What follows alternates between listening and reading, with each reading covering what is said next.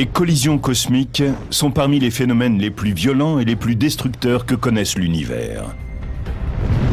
La force de gravitation provoque des chocs de toute nature, depuis de légers accrochages jusqu'à des chocs qui se produisent à des vitesses colossales. Elle déplace en permanence tous les objets qui se trouvent dans l'espace, et c'est ainsi qu'ils sont amenés à entrer en collision. Les astéroïdes, les comètes, les galaxies et les planètes sont quelques-uns des corps impliqués dans ces événements où se déploie une énergie phénoménale. Pourtant, aussi violente et destructrice qu'elle soit, c'est à ces collisions que nous devons notre existence.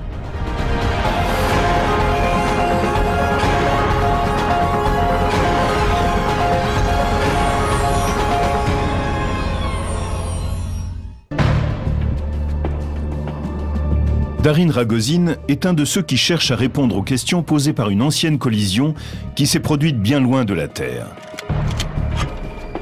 Il a mis le doigt sur une roche grise, un vestige d'un ancien choc très violent impliquant deux objets massifs dont le plus grand était de la taille de Pluton.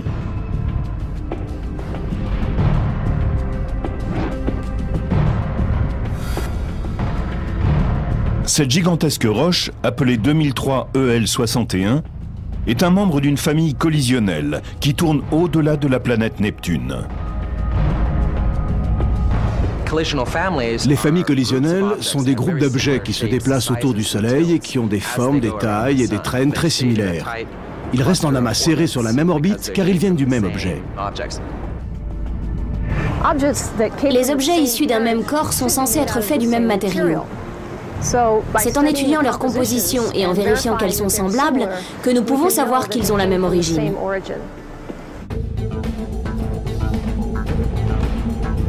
Il y a des milliards d'années, 2003 EL61 et les membres de sa famille faisaient partie d'un objet gigantesque qui s'étendait sur des milliers de kilomètres. Cet objet colossal résidait dans la ceinture de Kuiper, qui sert de dépôt pour les corps qui ne sont pas devenus des planètes du système solaire extérieur. Mais à cette époque, la ceinture de Kuiper grouillait d'objets perdus. La roche couverte de glace a sans doute frappé un autre objet, moitié moins grand qu'elle, à une vitesse estimée à 4500 km/h.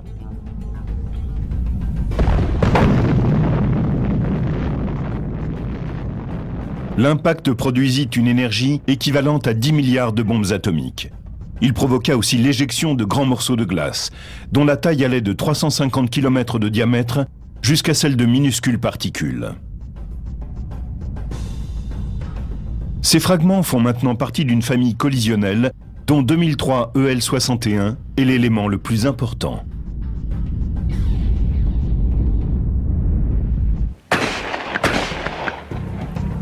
Nous sommes ici sur un stand de tir au pigeon d'argile, parce qu'ici, la trajectoire des éclats, après qu'une cible ait été touchée, est très semblable à l'orbite adoptée par les membres d'une famille collisionnelle.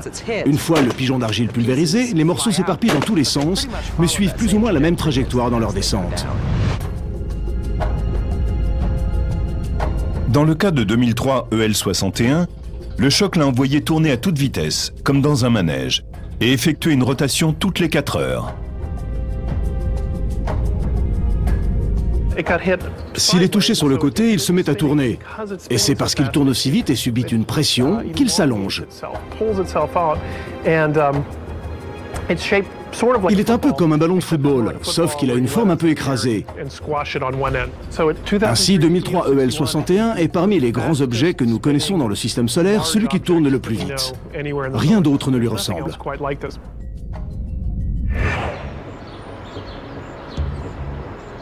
L'astronome planétaire Mike Brown a mené une étroite surveillance de 2003 EL61, l'objet le plus grand et le plus brillant de la ceinture de Kuiper. Il est grand, il est brillant, mais il est aussi très lumineux. On pense qu'au moment de la collision, la plus grande partie de la glace a disparu et tourne maintenant autour de lui. Il n'est resté qu'une mince couche de glace au sommet de cette roche. C'est pour cette raison qu'elle est plus lumineuse que tout le reste, parce que la couche extérieure est de la glace pure. Je pense que 2003 EL61 est le plus grand objet à avoir formé une famille après un choc de ce type. Il a vraiment vécu une des plus grandes collisions de l'histoire du système solaire extérieur.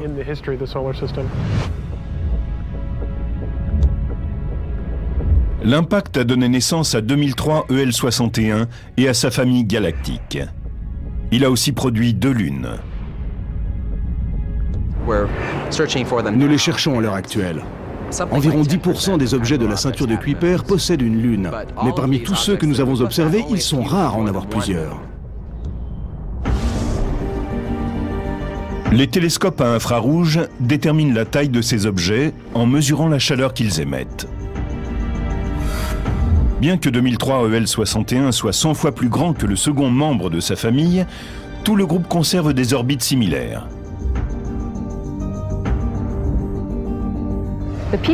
Les fragments restent ensemble et continuent à se suivre dans leur orbite autour du Soleil. Si bien que les astronomes reconnaissent les familles collisionnelles en remarquant des objets qui ont une orbite commune. Leur distance du Soleil indique le caractère elliptique de l'orbite. Quand vous tirez un coup de fusil, les plombs suivent une trajectoire similaire à la position de l'objet original.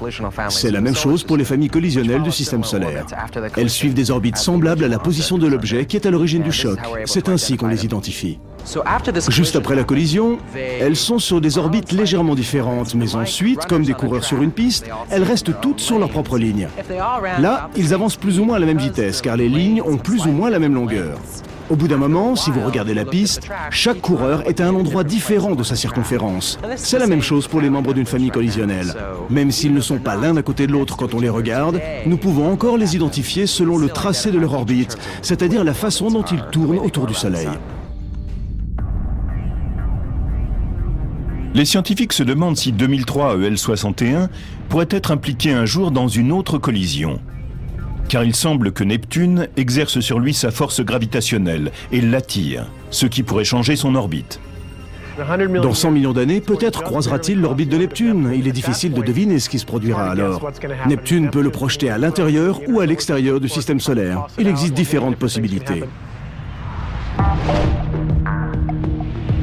Régulièrement, des objets sont éjectés de la ceinture de Kuiper et dérivent vers le système solaire intérieur. Ces roches glacées deviennent des comètes et forment de longues traînées de glace et de poussière en se déplaçant vers le Soleil. Il pourrait continuer son chemin jusqu'à Jupiter, soit heurter la géante gazeuse, soit être éjecté vers le système solaire extérieur. Personne ne peut savoir ce qui se passerait. Mais on sait que des comètes plus petites l'ont déjà heurté. En juillet 1994, le télescope spatial Hubble a observé un événement étonnant. Des fragments d'une comète appelée Shoemaker-Levy 9 se sont écrasés sur Jupiter à la vitesse de 200 000 km/h. Le plus grand fragment a libéré 6 millions de mégatonnes d'énergie. Ils ont frappé Jupiter environ 20 fois toutes les 7 heures, jusqu'à ce qu'il soit détruit. Au point d'impact à la surface de Jupiter, sont restées des cicatrices, souvenirs du violent événement. Le spécialiste du Jet Propulsion Laboratory, Don Yeomans, a analysé cet événement. Les impacts de la comète Shoemaker-Levy 9 ont ouvert les yeux du public et de la communauté scientifique. On a vu que les collisions cosmiques arrivaient de temps à autre et que l'énergie qu'elles génèrent est tout simplement gigantesque. Heureusement qu'elle a heurté Jupiter et non la Terre, car nous aurions eu de graves problèmes. Si la comète Shoemaker-Levy 9 avait frappé la Terre, elle y aurait creusé des cratères dévastateurs. Les plus vastes auraient mesuré environ 60 km de large. Un seul objet aurait pu détruire une métropole et engendrer assez de poussière pour occulter la lumière du Soleil pendant des mois. Dans le système solaire extérieur, Jupiter étant plus massif que les autres planètes mises ensemble, il doit encaisser beaucoup de chocs qui autrement seraient destinés à la Terre. Ainsi, notre grand frère Jupiter est là, à veiller sur nous.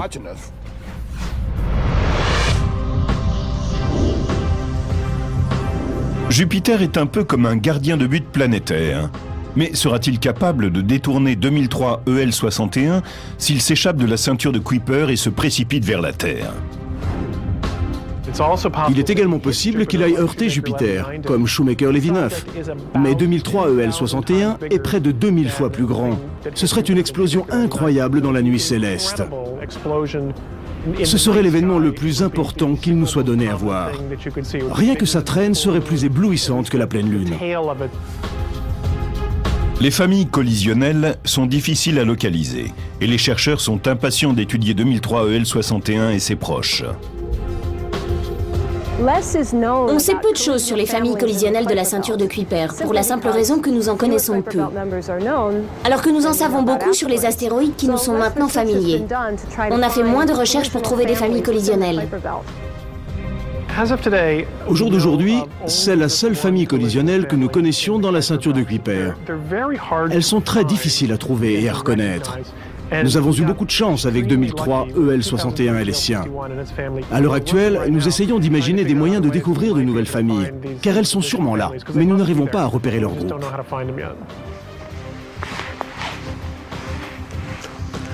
Comme les éclats du pigeon d'argile, les membres de la famille de 2006 EO61 restent toutes sur des orbites similaires. Nous pouvons ainsi les suivre et en apprendre plus sur l'histoire de la ceinture de Kuiper et de la collision.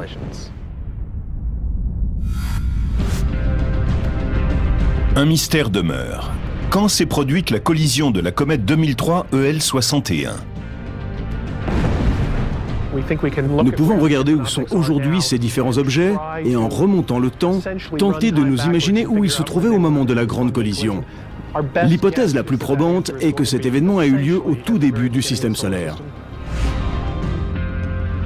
2003 EL61 et sa famille sont probablement nés au cours d'une des périodes les plus turbulentes de l'histoire du système solaire, quand les collisions étaient aussi courantes que les étoiles dans la nuit céleste.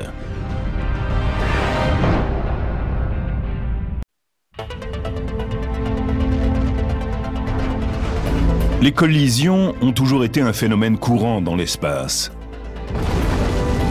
Elles sont à l'origine d'une grande partie de ce qui constitue notre univers. Et en même temps, elles ont provoqué beaucoup de destruction. C'est grâce aux collisions que se construisent les planètes. Sans elles, leur construction ne pourrait pas s'amorcer. Au début, de toutes petites particules entrent en collision, s'agrègent, puis deviennent de plus en plus grosses, jusqu'à donner lentement naissance à une planète. Mais une collision peut aussi faire disparaître une planète. Dans le système solaire, les planètes ont été créées au cours d'une période qu'on appelle le Grand Bombardement. C'était il y a plus de 4,5 milliards d'années. Mais les collisions n'ont pas cessé avec la fin de ce grand bombardement. Plus de 600 millions d'années plus tard, le système solaire a vécu une autre période intense qu'on appelle le Grand Bombardement tardif. Des roches égarées, trop petites pour devenir des planètes, ont joué une partie de billard interplanétaire, visant et éjectant d'autres objets avec une force terrifiante. Il y avait des éclats qui se déplaçaient dans tous les sens, ce qui a provoqué de nombreuses collisions. Les nombreux cratères que l'on voit sur la Lune datent de cette période très ancienne où le système solaire venait juste de se former. Et notre Lune révèle à quel point la Terre vivait aussi une période d'instabilité. Nous pouvons même calculer plus ou moins précisément, en nous basant sur les cratères lunaires, avec quelle intensité nous avons été frappés par des objets de 9 km de diamètre. Vers la fin du grand bombardement tardif, des astéroïdes d'un diamètre de plusieurs centaines de kilomètres sont venus frapper la Terre. Certains étaient capables de réduire les océans en vapeur d'eau, de laisser des cicatrices impressionnantes à leur point d'impact et de soulever la surface terrestre en éliminant toute forme de vie alentour.